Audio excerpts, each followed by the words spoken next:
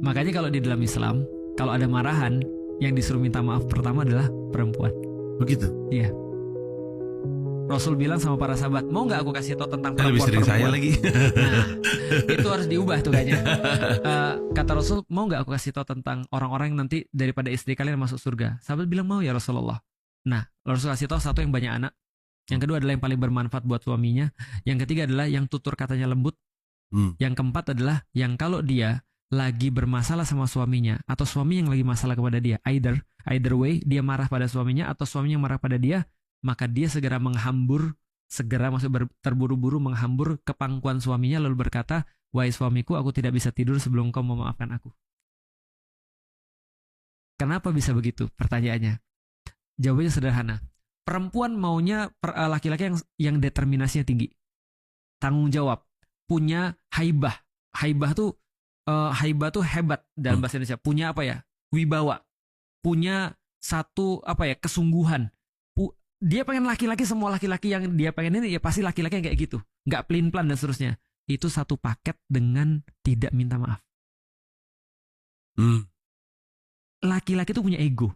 Makanya kalau kita tuh paling tersinggung ketika harga diri kita terkompromisasi. Perempuan enggak. Perempuan itu tingkatan tertinggi dia adalah dia harus nyaman.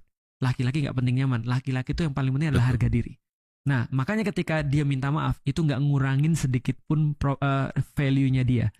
Dan kalau laki-laki minta maaf terus-menerus, itu mengurangi value dia di hadapan istri. Akhirnya dia nggak mudah untuk buat determinasi.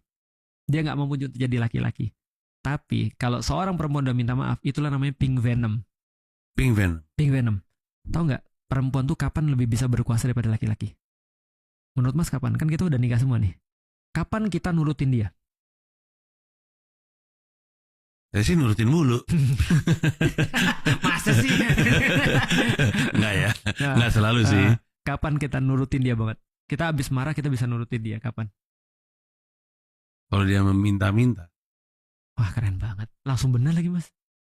Kita nurut dia kalau kita merasa in control. Iya. Kalau kita merasa in control, artinya kalau kita merasa oke nih, dia sudah nurut sama aku nih, aku nurutin dia.